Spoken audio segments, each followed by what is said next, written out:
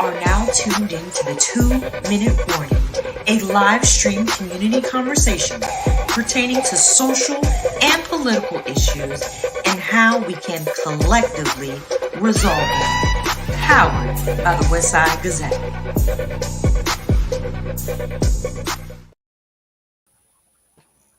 Hi, and welcome to the 2-Minute Warning. I'm your host, Perry Busby. The 2-Minute Warning is brought to you by the Westside Gazette newspaper, Broward County's oldest African-American family-owned newspaper that has been serving the South Florida area since 1971 and continues to do so in a powerful way in these traumatic times that we're in. And so joining me tonight is the publisher of the Westside Gazette, my good friend, Mr. Bobby Henry, and our favorite brother, Mr. David Wright. How are you brothers doing?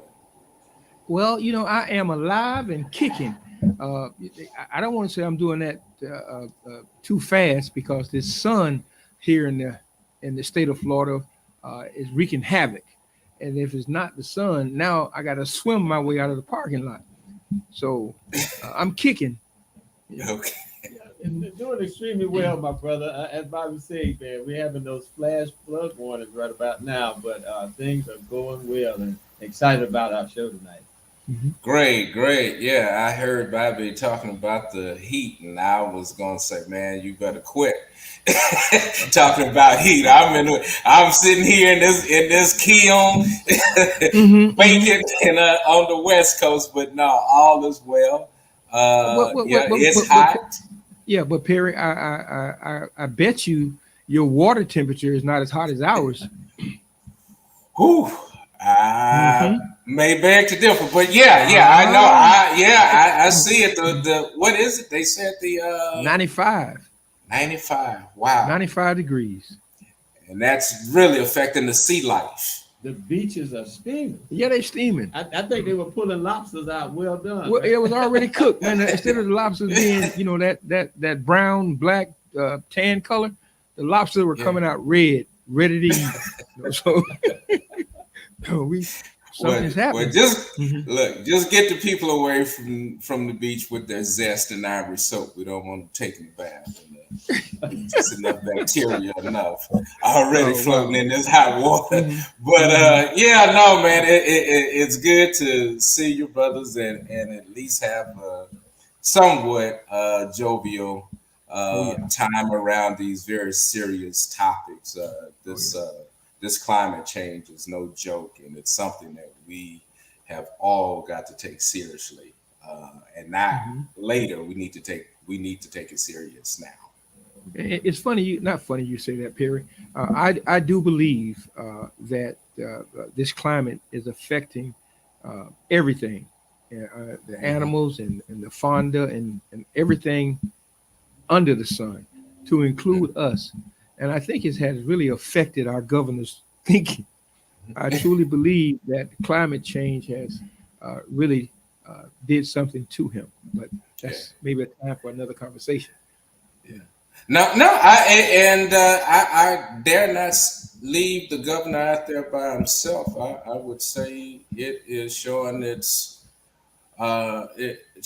effect in many different ways inside our community. I think you're right, and it's something that we have not taken it serious into how it's affecting even the psyche of us and how we get along in these. When the weather's hot, it's hard to get along with people. Oh boy. Don't we know? My good air out there. Close that door, boy. For real, yeah.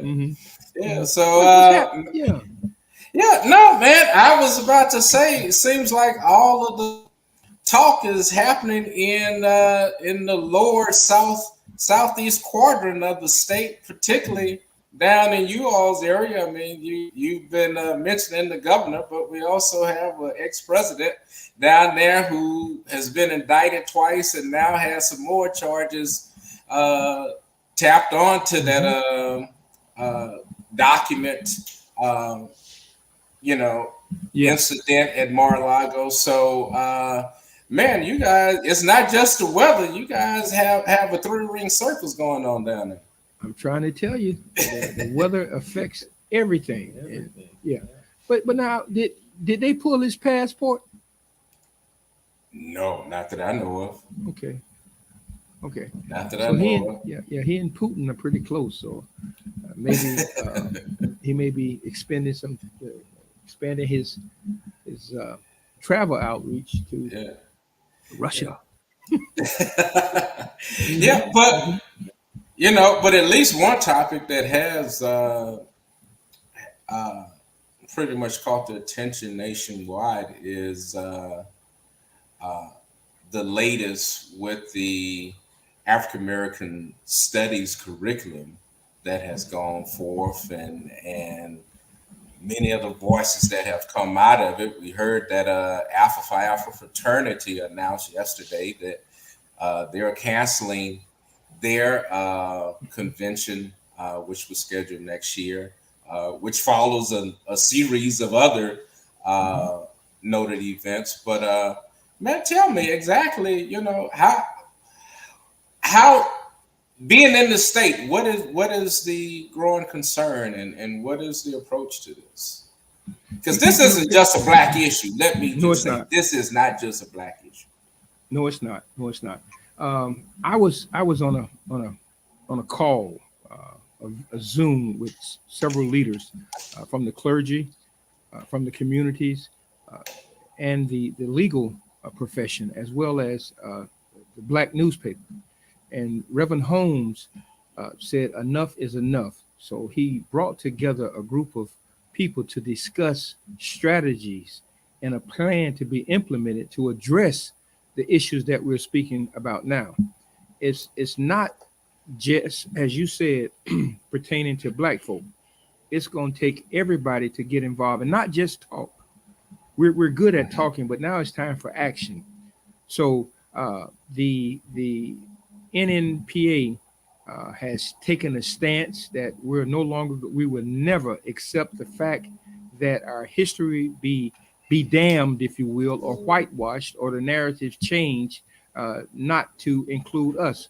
From the inception of the first black newspaper in 1827, on the front page of that paper, it says, pleading our own cause. For too long, others have spoken for us.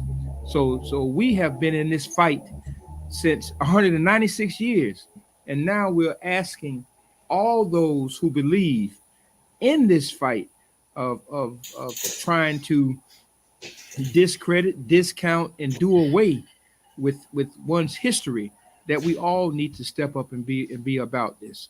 And so I can say from that standpoint, there is something not only being talked about, but it's being done. We call for the question: where are our school board members? Where is the Broward Teachers Union? Where are our elected officials? Where are those who are so concerned about our history? Where are they in terms of action? So that's where we are. Right. Yeah.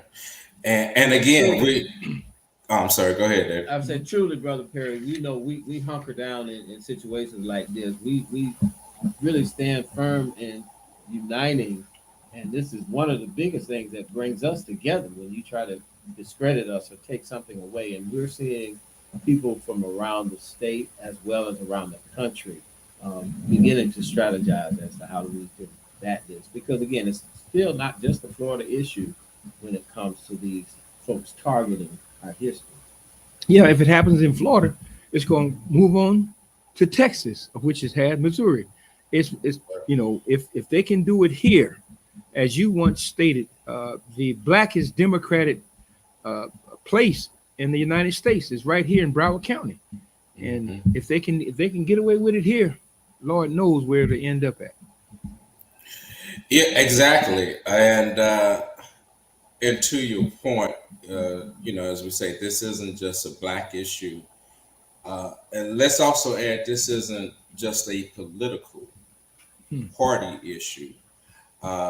So much has been going on in our community, primarily around black Republicans who they've escorted out to sort of use as a wedge. I think now we have some Black Republicans who have now stood up and denounced this approach. Primarily, a congressman out of Florida, Byron Donalds. He said something. He spoke out against it, and we see that the GOP tables are turning on him as a result of him speaking up. Mhm. And so we have to ask ourselves, really, what are we dealing with? I just don't think it's racism. I really don't. There's some other agenda here. I know racism is at the root, but when and I'm asking this really of Black Republicans who have really carried water for DeSantis, carried water for Trump. What have you to say in these times? Hold up, you said carried as in past tense. You mean carrying No. Water? Yeah, Okay, right. Oh, okay. Yeah, So carrying. So yeah. Yeah. You use the past tense. No, that is happening now. And so it begs for us. It begs for us to step up. Perry, you're right. It's not just about whitewashing our history, but it's dumbing down our whole society. The moment you begin to cut the roots off a person's identity, when you do that, you've lost the battle. You're like a ship without a rudder, just going wherever. So. Yeah. As it says here behind us, our roots we are deeply rooted, and our history is deeply rooted. And to have those roots cut off and disconnected, you're if you're not growing, you're dying. You're dying. Simple as that. Yeah, there was a what was it? Joseph. He's a Presbyterian minister, and he used that analogy. He said there comes a time when a tree has to be pruned when it's not producing the right fruit.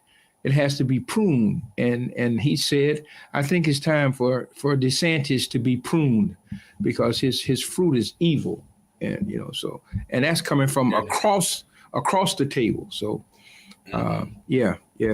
But Perry, you mentioned something about our Black Republicans, and I think at some point we're going to continue to try to get them on the show and truly just hear from them.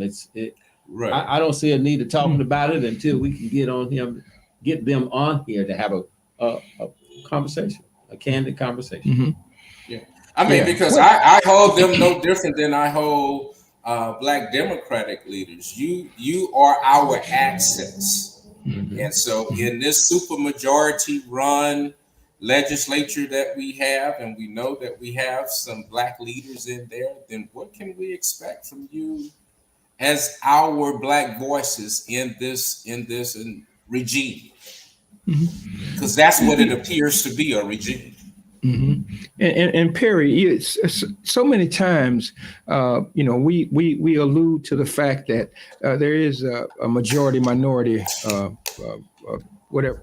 But all of our lives, and I think that we need to understand and realize that there has always been a majority minority situation as it pertains to Black folk, So this is nothing new to us. We need to realize that and do what we did to get here to move further from where we are. I don't want to editorialize too much. Bring our guests on. Yeah, that's probably going to be a great segue for us to really delve into what we're here to talk about tonight. Yeah, being the fact that it is Minority Mental Health Awareness Month. We've been able to kind of contact some experts in the field, some people that are dealing in this area every day in their lives. They've committed themselves to this. And Bobby, I think we're going to give you the honor of introducing our first guest. Okay, as we come back to where we started from last week, pertaining to mental health and how do we address that from a legal system and other aspects. So tonight we have with us, she don't know that I know her family quite well. As a matter of fact, her grandfather was my shop teacher. But nevertheless, we're bringing on Dr. Katina Kennedy. She is a psychiatrist. What's the female doctor term? Gynecologist. She's a family nurse practitioner. She's everything when it comes to the total psychic of human beings. So if you will, if you can come on, Dr. Katina Kennedy, we certainly would appreciate it. Hello, hello. Glad to be here. Yes, yes. I'm so excited. And I want to thank you all for having this conversation because it's really important. And mental health is very important, such as physical health. But I always tell folks mental health is key as well. You can't function without having a positive mental health, well, function adequately or appropriately, or shall I say effectively, without having that nice mental health. So thank you guys for having this conversation. Okay, be quick before we bring on the next guest. A psychiatrist as opposed to psychology. What? Give us a little briefly difference on that. Sure. So I am a certified family and psychiatric nurse practitioner. So the difference between the psychiatrist or psychiatric portion of mental health and the psychology or the therapy component is really with we focus on more so of the medication management. So, when patients need medications because they're being affected physically by their mental health condition, we give them the appropriate medication. So if they're suffering from bipolar or schizophrenia or, anxiety, depression, we give them medications for it. We also do a little brief therapy as well. I do focus on some therapy as well, such as sexual health for my couples who are dealing with, sexual intimacy issues. So that's something I dive in. And then I also deal with weight loss as well when it comes to binge eating disorders. So again, that's mainly the difference. We do more so of the medication management, and then the therapy, they do more so the psychologists, they do more so of the therapy component. Okay. Because it's important to have both. Some people say, oh, I don't want to just take medications, but medication may be needed because you're having palpitations. You can't function because you're high anxiety. So we might have to give you medications, but then therapy is important so that, you will know how to deal with these issues because triggers are still going to become evident. So you're going to have to know how to implement coping strategies on how to deal with certain life situations. So that's where that therapy component. So I'm a true believer in both, definitely. Okay. Great. Now our next guest is truly no stranger to this field and her wellness and her holistic view on how we help people. Kind of contrast here. But for the past 10 years, Pamela Reed, also known as Pema, has passionately dedicated herself to enriching and educating children across Broward, Miami-Dade, and Palm Beach County. As an esteemed executive director and founder of Dream Catchers for the Soul Foundation Incorporated, she leads a dynamic, holistic wellness organization that focuses on nurturing the mind, bodies, and soul of our young people and their young minds. So without any further ado, can we just bring on soon to be my dear and good friend, Pema Reed.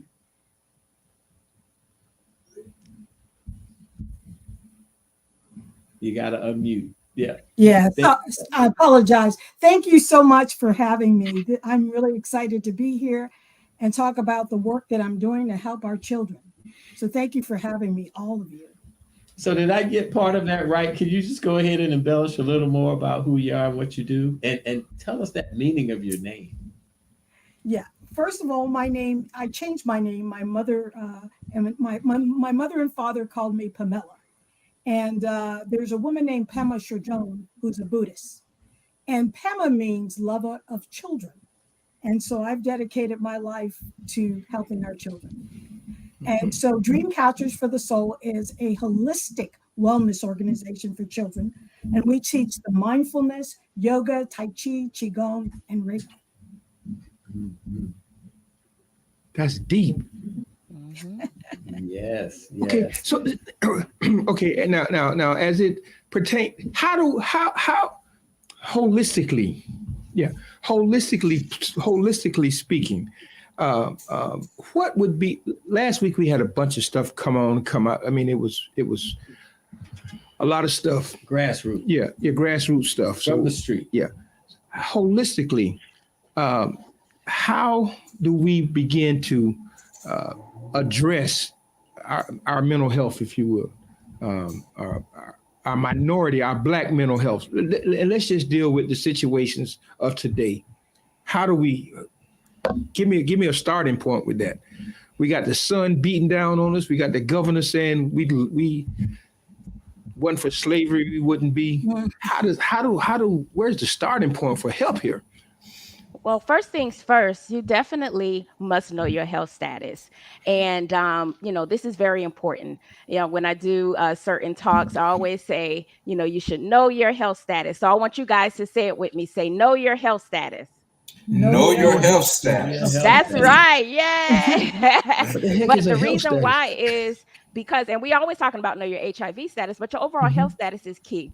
And that's foundational to mental health. And so I'm bringing that up because if you haven't had a physical exam within the year, if you haven't had your dental exam, your eye exam, a lot of these things can definitely affect you mentally and not just physically. So you have to go to your healthcare provider and see what's going on the inside of your body. Your thyroid could be off. Your blood could be low. Your testosterone for men could be low. That's why you're feeling depressed. That's why you're having sexual issues. So, you have to see what's going on the inside. So I want us culturally to know that preventative care is key. We have to start taking our kids and promoting healthy lifestyles in the family. We have to start having the physical exams once a year. You have to go get that done, and your blood work as well. And knowing, your foundational health status, which is the big three. Everybody say the big three.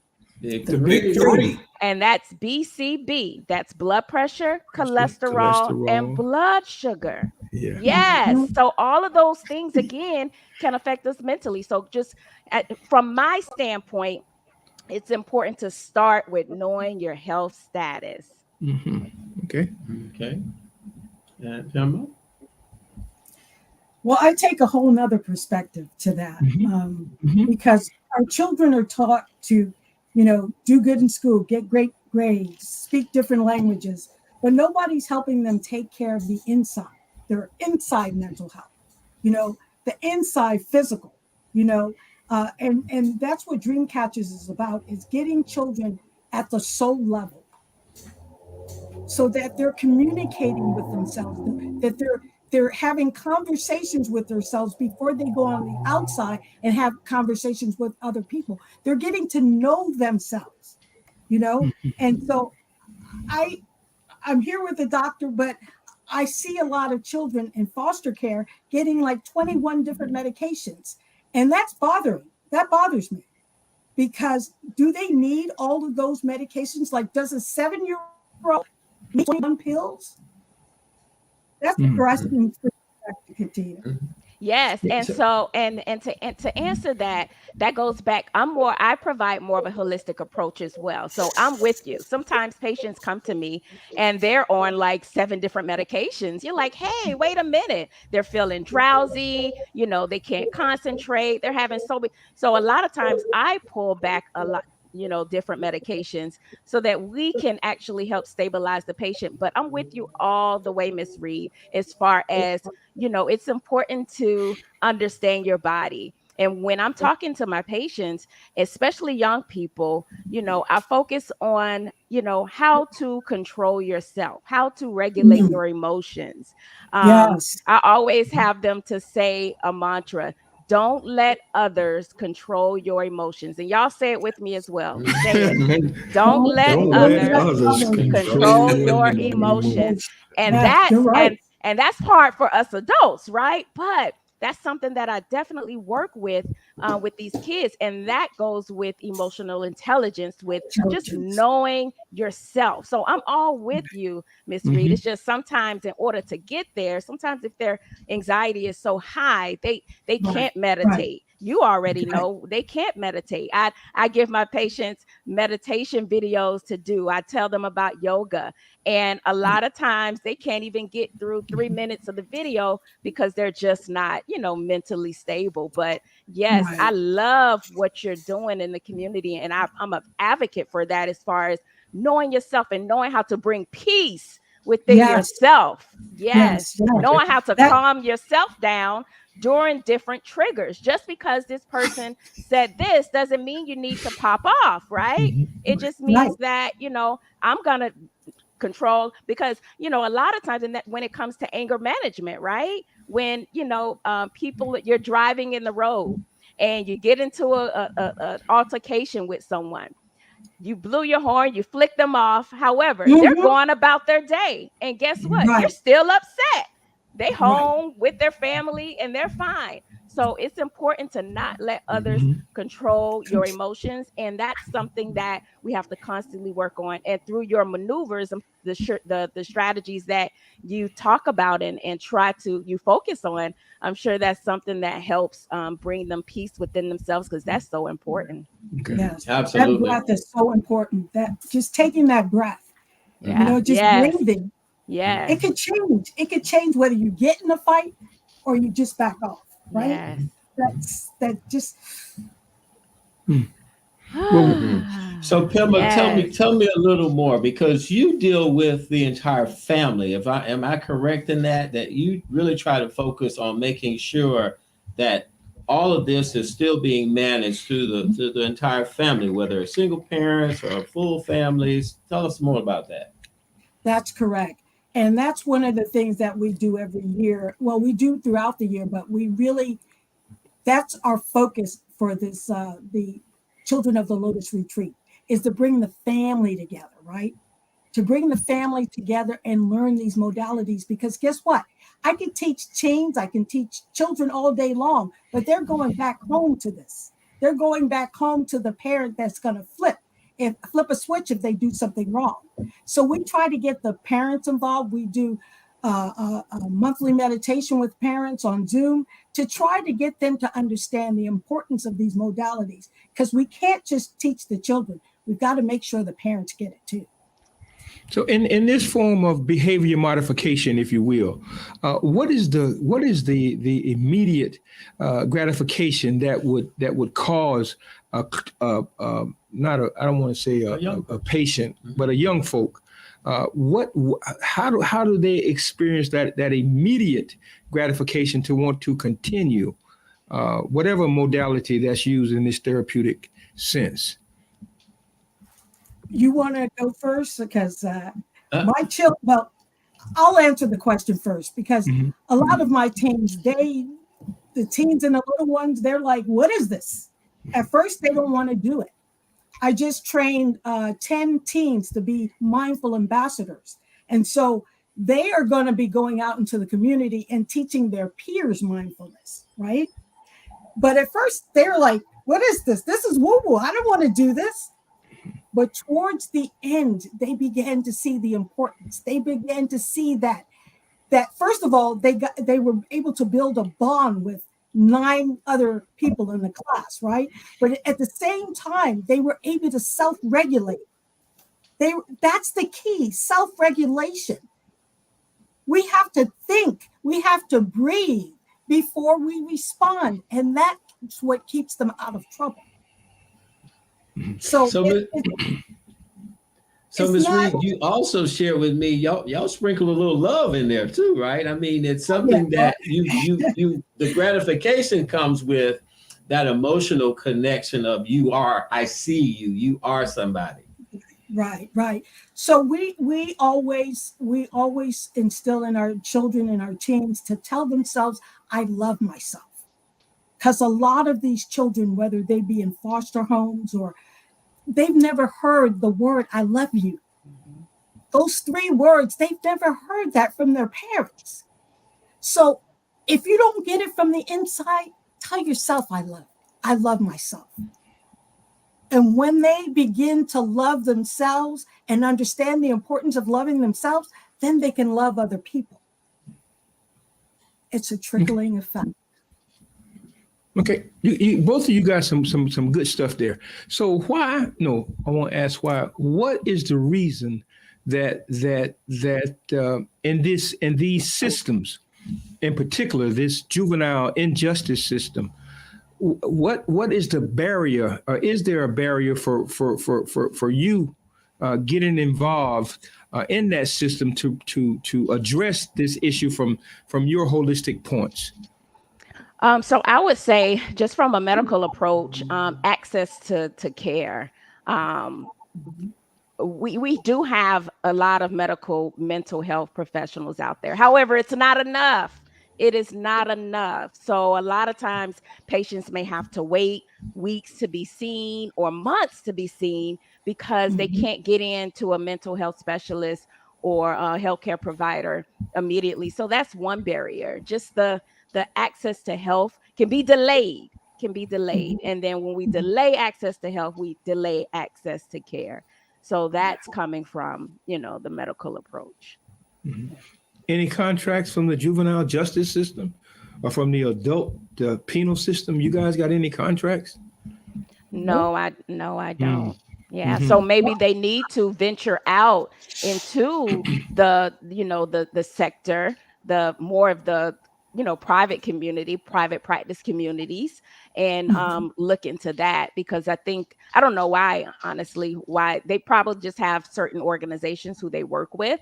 But we're here for them if they need us. Yes, exactly. We are definitely here for them. One of the things we tried to get in the school system 10 years ago, it was difficult until Runcie. And then Runcie, they kicked them out. So they have like 1 minute of mindfulness in the school system now. That's not enough. That is not enough. Yeah, and I think that definitely should be a course, or they need to implement that, because nowadays, with as you all have heard, suicide, I don't know the specific number, but there's an increased rate, more than ever before, of suicide amongst our teens. And that has never been apparent before. So it's about, they're not able to handle certain situations, and the things that we used to handle or go through back in the day, it's really crippling to them. And not saying bully is right or anything like that, but a lot of us used to get in fights, back in the day, but now it's, considered bullying, and it's really taking a toll mentally on students. Absolutely. Let me just chime in here for a minute. We're right at the bottom of the hour, so we've had some viewers to come on, and we just want to kind of bring them up. If you've just joined us, we are here with 2 outstanding women. I just want to give you a backdrop of what we're talking about today: children's mental health, navigating and countering that current system, both doing that political landscape. And we have with us Ms. Pema Reed and Dr. Katina, and we're going to continue this conversation. But trauma, we're seeing, school shootings after school shootings, the trauma that our kids are going and having to deal with, which is something back in the day we didn't have to deal with on a regular basis. We didn't have to do these drills and all of the things that our children have to face today. So which one of you guys want to kind of share your views on that and some solutions in that area? Well, I can start off just with, trauma is definitely there. And trauma has been around for years. Unfortunately, back then, a lot of times it was hidden or suppressed, right? Because a lot of us may have gone through trauma, but may have just, dealt with it. But nowadays, I can say these young folks are more vocal, and they're not dealing with, the trauma silently a lot of times. They're not, back in the day, your parents used to say, they say, okay, go sit down. And you just go sit down, right? But why am I going to sit down? Why am I not doing this? Our parents, because I told you to. That's why, But now we have to talk to these young kids. We have to tell them why. You have to explain the rationale, which is how it should be. But yeah, so trauma is apparent. A lot mental health is becoming more of a conversation with the younger folks as well.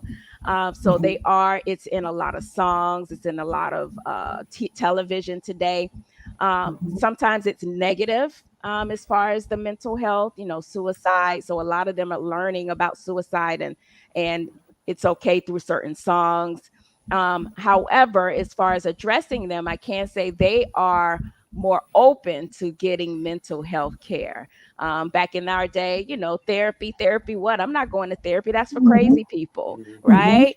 But it's not, it's a way to open up, to talk about it, not keep things inside. So I can say that now, the teenagers, the young adults are really more into the mental health movement, and they're getting therapy more. Yeah. Wait, hold up. Now I'm gonna play the devil's advocate here.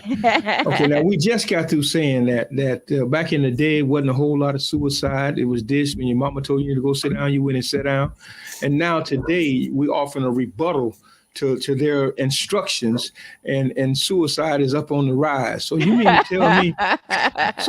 So you mean to tell me that all they did, to get us to where we are, we just threw it out the window, and now we're suffering. And now we're suffering because of when we need therapy. I see Rochelle Davis just chimed in. Rochelle said, "Trauma and anxiety." What did it go? Trauma and anxiety is more vocal now, whereas before, no one really expressed their issues as much. And that's what I meant. Yep. Well, I was just being the devil's advocate. No. So,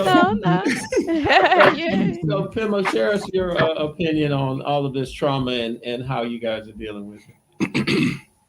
Well, where do I begin, right? So,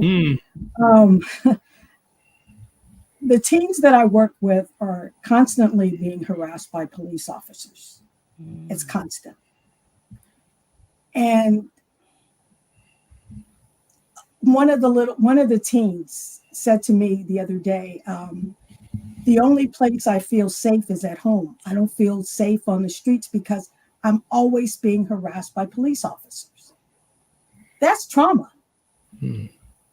That is traumatic, to be constantly being bothered by police officers when he's just driving home or going about his business. You take a little girl in foster care who has tried to commit her suicide on several occasions. She's a cutter. And when I first met her, she had like 20 cut marks up and down her arm. Her parents are both incarcerated. So she's dealing with that, the fact that her parents have been incarcerated. She's dealing with the fact that no one has ever told her, I love you. She's dealing with the fact that she thinks she's not beautiful. And so you look on her arms and you see all these cut marks. But after I left, she said to me, she said, Miss Pema, I promise you. I don't know if this is true, but this is what she said to me. I promise you, I will never try to kill myself again. That's real. Our babies are doing that, and it's mostly girls now.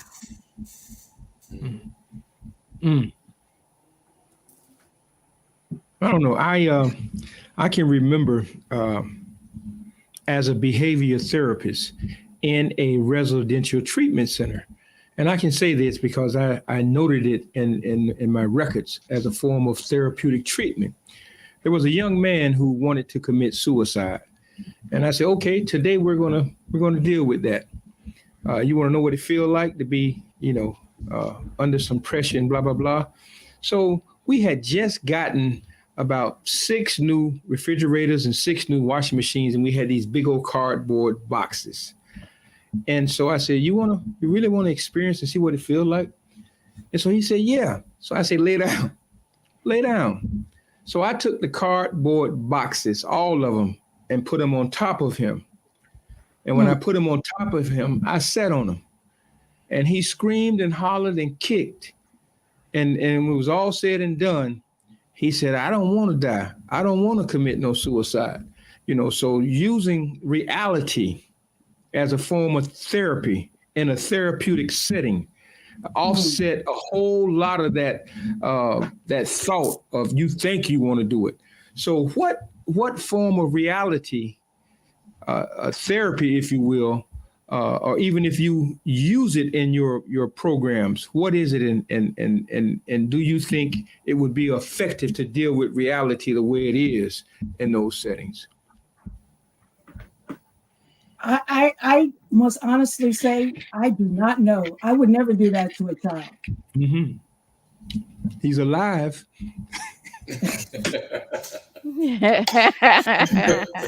Well, thank God for that. But Yeah, thank God. I think that of course, staying open and honest and being real with the teenager, that's actually a good approach. It's important because when they feel like that's why I do good. I deal with a lot of adolescents, and that's like my specialty as well, because I'm real with them. I don't sugarcoat anything, and you let them know up front. And you implement, you do let them know, hey, this is real life. This is gonna continue. You're going to have to do schoolwork in order to get through, through the grade level.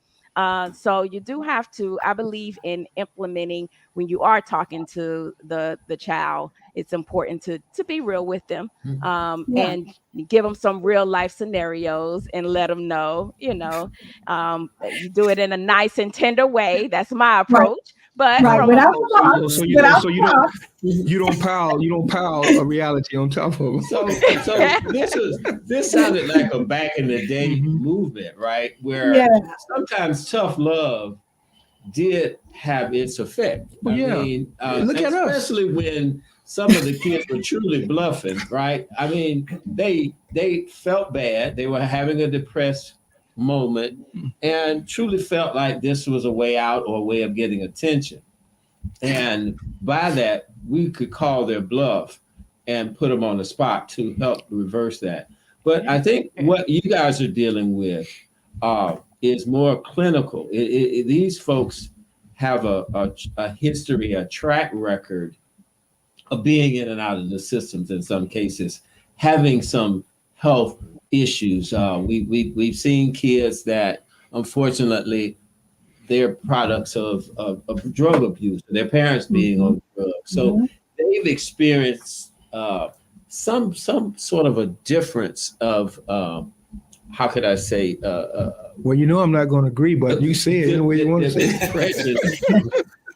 It's okay. And I think and in some cases they have already been medicated, right? Yeah. And trying to kind of either deal with that, wean themselves off of it, or I mean, you guys hear what I'm saying? Can you expound on that? And you do have some, today you still have some teenagers that bluff.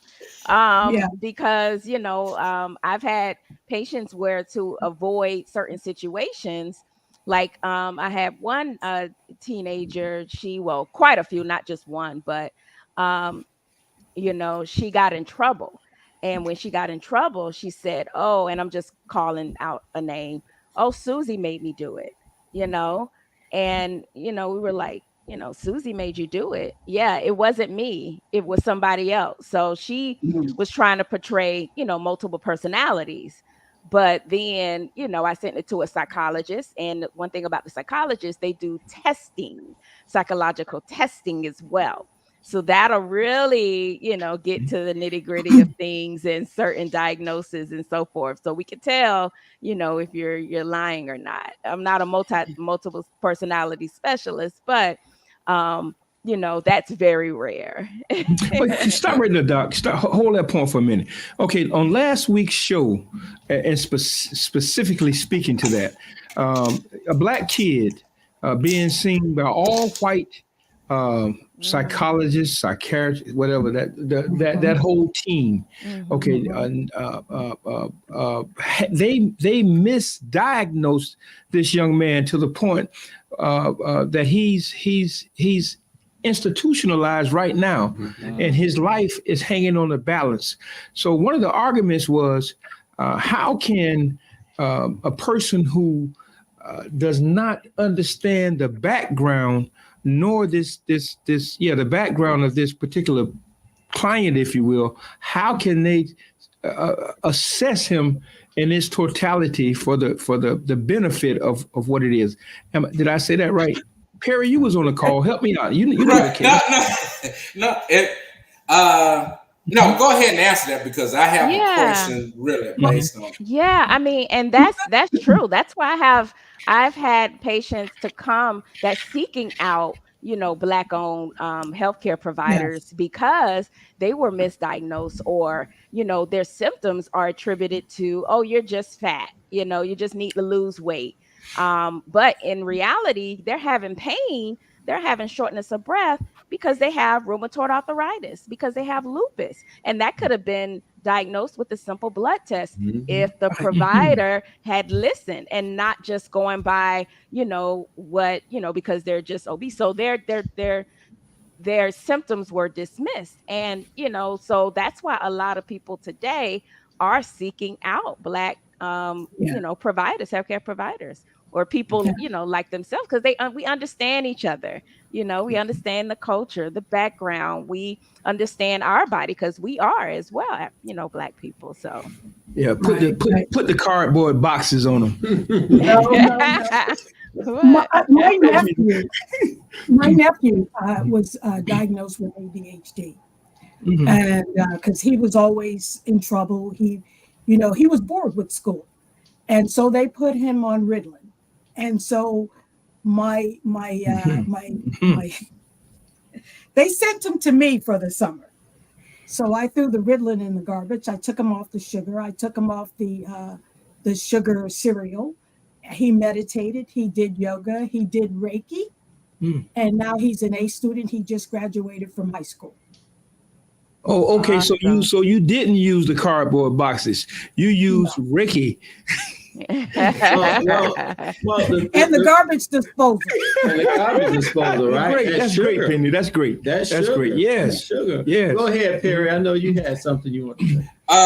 No, I was going to piggyback on. I know Bobby was making an example, but it's a very salient example in the fact that how much of our trauma is really self-imposed by supposed loved ones who are saying, "Come on, you just being a little punk about this. You being whatever," because we've come through a different system of nurturing and maturing.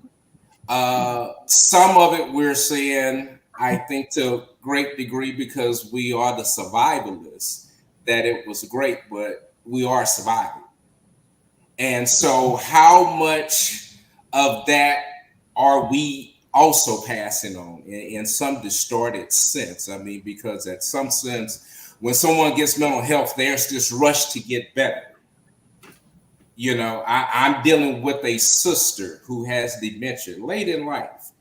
My brother is taking care of her, and one of the biggest struggles he has as a caregiver is the fact that you can't fix this. And it's causing trauma on both sides. So how do we begin to address some of these things that we figure we just hard to push through? And see what, a lot of times when I talk to my mental health patients, the same way I talk to my primary care patients as far as managing certain conditions. So just like you have high blood pressure, diabetes, high cholesterol, what do you have to do? Eat right, sleep, lose weight, exercise, in order to manage the condition. The same thing when it comes to mental health conditions. When you have anxiety, depression, bipolar, you have to know how to manage these things in life. And you manage it because these are things that, may not go away because of, Mhm. family history, genetics.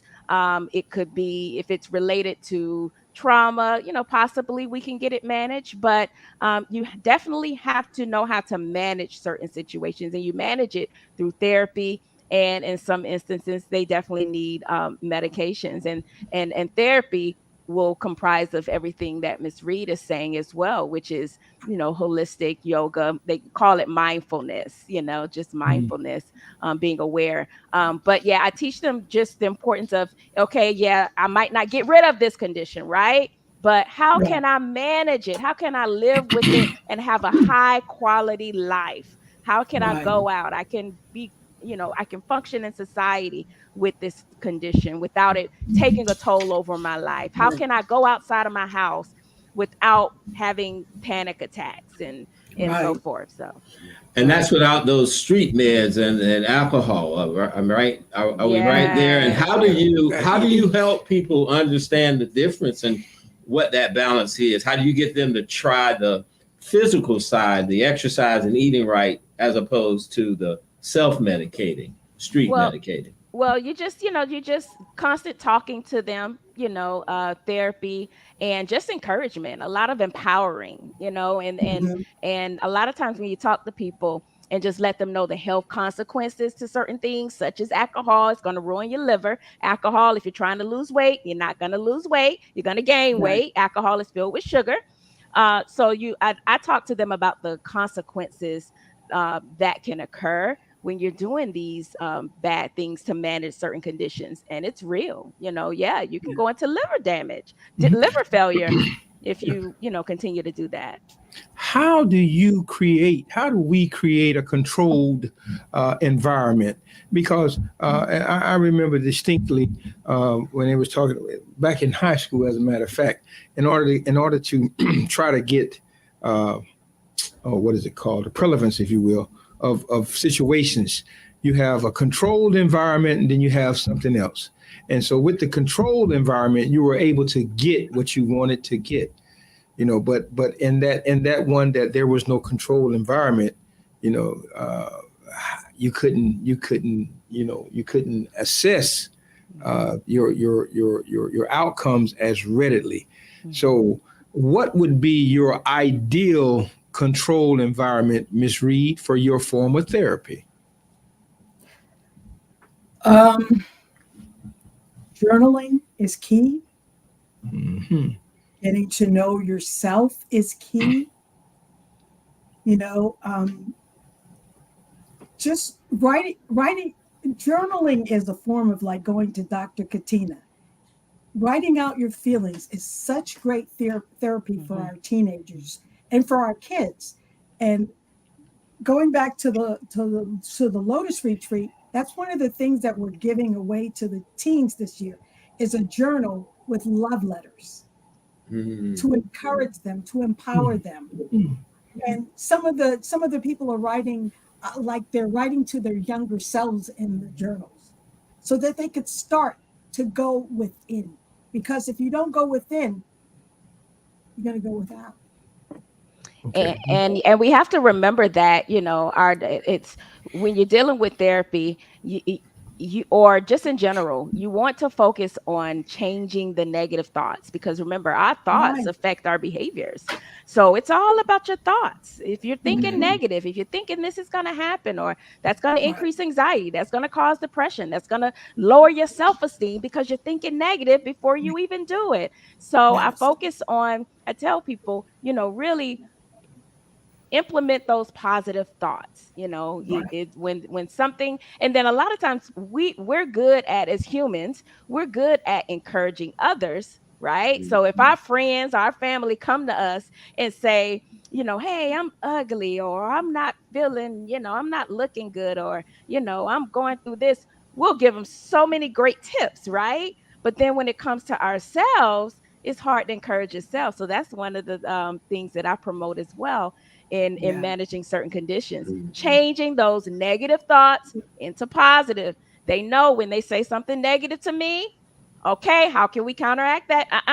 let's change that to positive. What's a positive approach to that? Because I Yeah. truly believe in, if you're constantly thinking negative, negative energy is going to continue to surround you. You have to Yes. make sure you bring that positivity, that positive energy into yourself.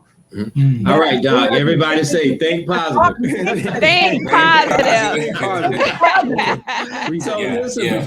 before we close out tonight, we want to get that flyer queued up and get it ready. But we also have a comment from Mr. Noonan Robinson talking about denial, people trying to convince people in denial. If we can bring that up so the audience can view it, it says, the last person to know that one who needs the help, how do we help that person who's in denial, basically? That's a good question, because a lot of times they got to be ready.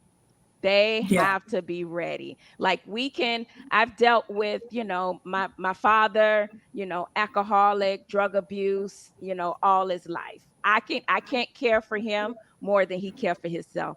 He's been through different rehabs and so forth. But guess what? You gotta be ready. I can't help you. So, if you don't think you have certain conditions, I bring it to the forefront. I keep it real with them, right? We're keeping it real, Bobby. So, hey, you having this symptom, you having this, you got to be real with yourself. You're having, especially with my Black women, you're superwoman syndrome, but you're not sleeping, you're not eating, you're anxiety, you're angry, being mad but this is all symptoms of anxiety, but you're in denial, right? Nothing's going on. I'm handling it right. But no, you get overwhelmed as well. So that goes back to just say to your question, they really have to be ready. We can bring it up. But in order for them to bring upon change, they got to be ready. But, just keep being positive to them.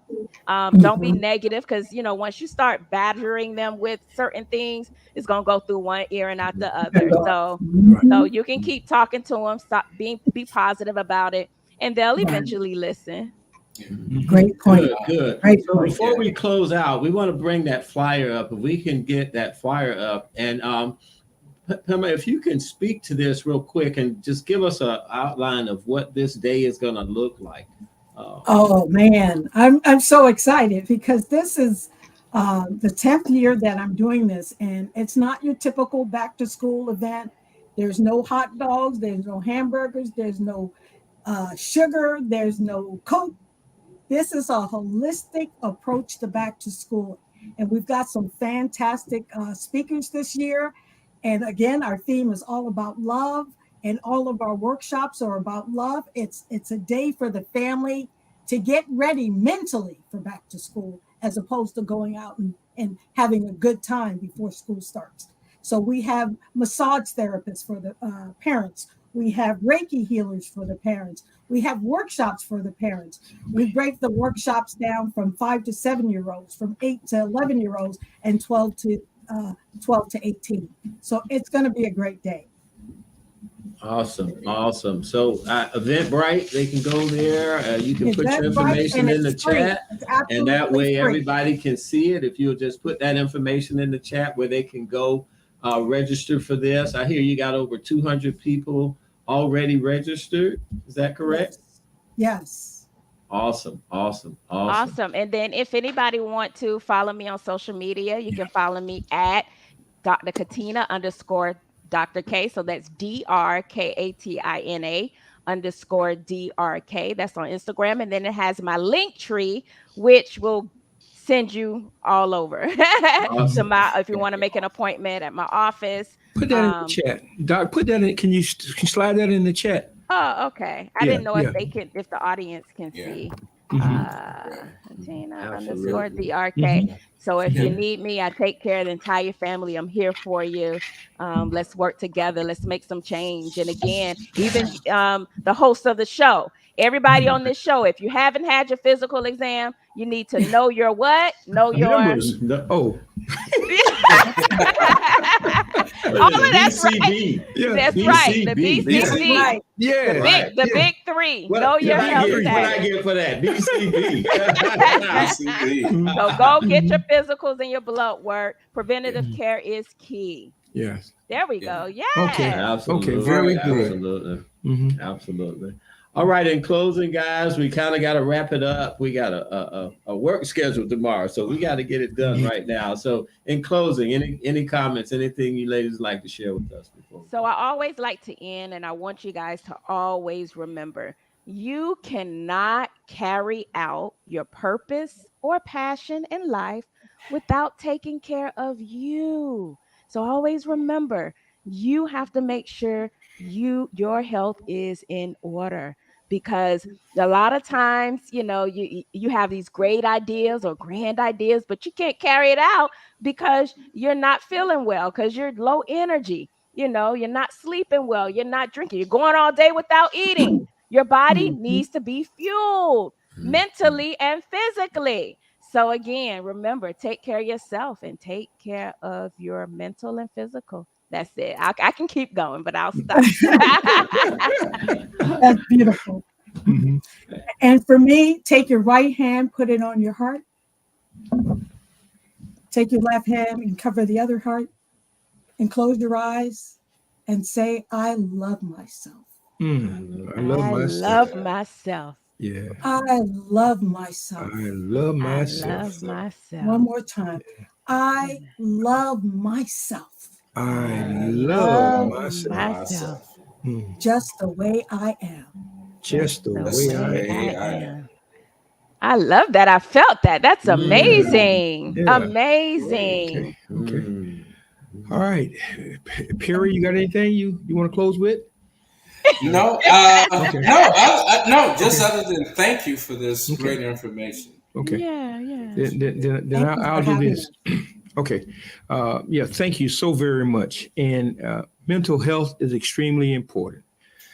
Even if it means we have to modify our behaviors or the behaviors of others, if we do it in love and loving ourselves and understanding that we all are God's children and we all need to be loved at every point of life, even though sometimes we meet each other at different sections in life, we still should love one another. Now, on behalf of the NNPA, which is the National Newspaper Publishers Association, and as the chairman of that organization of over 240 Black publishers from across the country, I want to say to you, Dr. Katina, and to you, Dr. Reed, how can we amplify your voices? We believe that in order for us to achieve the success and to do more for each other, that we have to be joined together. So I offer to you the use of the Black press in telling your message and in telling your story collectively. We have to be together. I thank you for this show. And on next week, I think we need to tackle the situation of what is transpiring in this state that is forcing itself outside the boundaries of this state to permeate all over this country. So we need to address that. So in loving ourselves, we have to love each other. Good night, and thank you so very much. Good Thank you. Good night. night. Good night. Thank you.